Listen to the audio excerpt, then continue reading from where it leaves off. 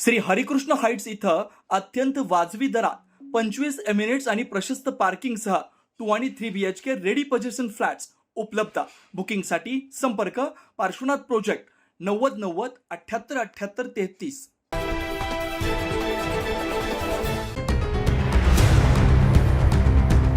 मराठी राजभाषा दिन आज राज्यभरात मोठ्या उत्साहात साजरा केला जातो। याच पार्श्वभूमीवर नाशिक शहरातील मराठा विद्याप्रसारक समाज संस्थेच्या KTHM महाविद्यालयात 4थ्या विश्व मराठी संमेलनाचं आयोजन करण्यात आलंय। या संमेलनाच्या उद्घाटनासाठी राज्याचे मुख्यमंत्री देवेंद्र फडणवीस आणि उपमुख्यमंत्री एकनाथ शिंदे, सुनेत्रा पवार नाशिकमध्ये येणार आहेत। मात्र मराठी साहित्याचा मानबिंदू ठरलेले हनुमानवाडीतील कुसुमाग्रज काव्य उद्यान हे वादाच्या बोहऱ्यात सापडलं असल्याचं पाहायला मिळतंय।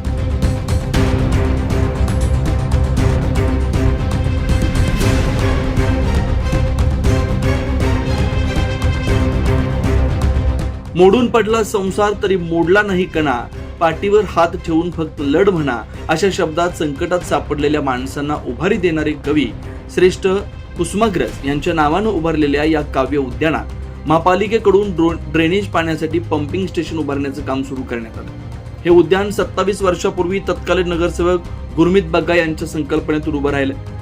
एकेकाळी कवी कुसुमाग्रजांच्या निवडक कवितांचं शिलालेख, निसर्गरम्य परिसर आणि साहित्यिक वर्षाचं प्रतीक असलेलं हे ठिकाण आता मात्र कुंभमेळ्याच्या पार्श्वभूमीवर गटारीचं पाणी पंपिंग करून तपोवन STP कडे पाठवण्याचं नियोजन करण्यात आलं। यासाठी उद्यान परिसरात मोठ्या प्रमाणात वृक्षतोड केल्याचा आरोप वृक्षप्रेमींकडून केला जातोय।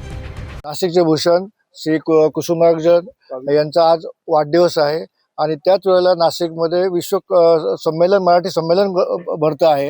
ह्या अशा परिस्थितीमध्ये आज आम्ही नाशिकच्या कुसुमाग्रज गार्डनमध्ये उभे आहोत।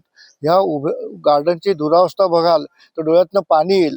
ज्या माणसाने ह्या नाशिकच्या योगदान दिलं त्या माणसाच्या कविता अशा धुळकात तुटलेल्या अवस्थेत पडलेल्या आहेत। ऍक्च्युली यांनी कोणता ते प्लांट चालू करण्याकरता, सिवेज प्लांट चालू करण्याकरता ह्या कविता आणि सगळे त्याचे फलक हे तोडून बाजूला टाकले, सगळं गार्डन तोडून टाकलेलं आहे।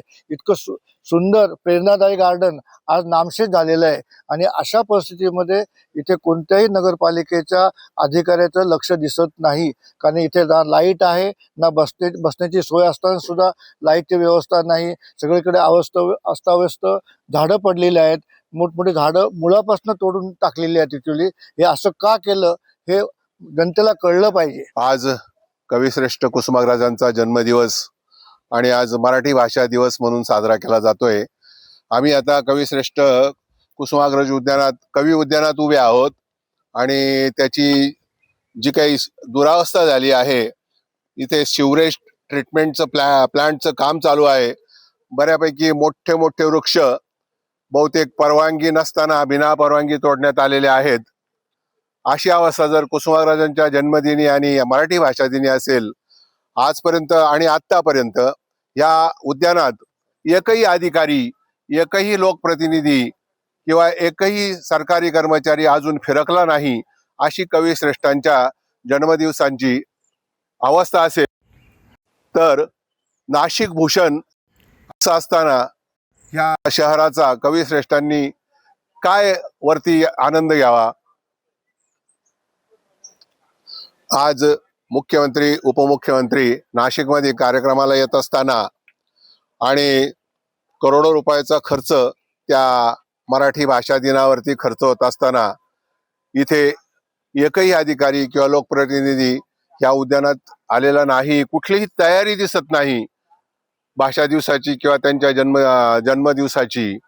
एवढा येणारा निधी कुठे खर्च करणार आहेत आणि या कुसुमाग्रज उद्यानामध्ये ज्या त्यांच्या कवितांच्या पाट्या ग्रॅनाइट वरती लावलेल्या आहेत त्याची जर दुरावस्था पाहिली तर खरोखर खेद वाटतो।